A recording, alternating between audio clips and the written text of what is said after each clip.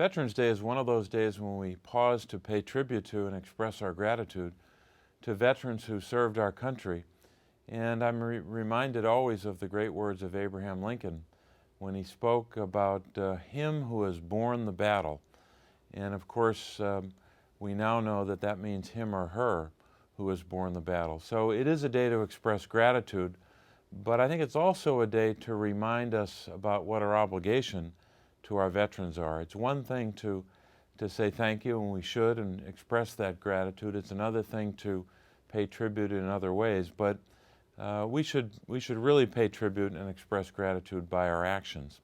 And if you're a member of Congress, you're an elected official, you can take actions in a lot of ways. One way to do that is what we did this week, where Democrats and Republicans came together to pass legislation which will do two things. One is to focus on the concerns and the challenges that our veterans have, and two is to create jobs for those veterans by providing tax credits so employers will hire even more veterans. So many employers know the value already of hiring veterans, but this legislation provides tax credits which will incentivize even more hiring of our fighting men and women after they've served.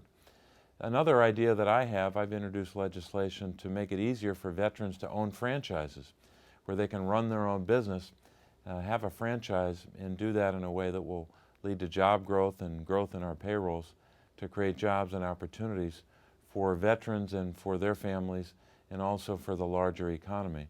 So taking steps like that, I think, is vitally important. We can't simply pay tribute with our words. I think we have to do it by deeds.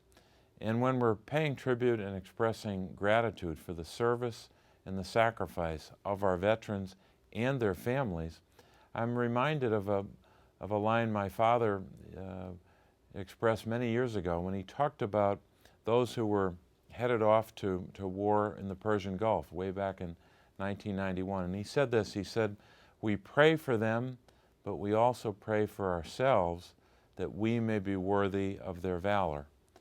And when he said that, and all these years later since I've been thinking about that expression of gratitude, I think what he was trying to say was that when we pray for ourselves that we may be worthy of their valor, that means that we've got to take actions that will express not just our gratitude, but will prove ourselves, actions that will prove ourselves worthy of the valor of those who have fought in battle, the fighting men and women who kept us free and keep us free every day and give us so much in the way of sacrifice.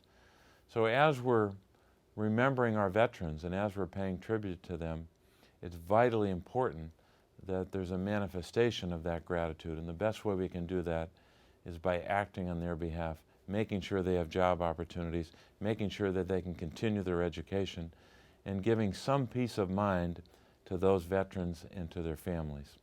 So I'd say to all of our veterans in Pennsylvania today, as we say every year, Happy Veterans Day, and thank you for your service.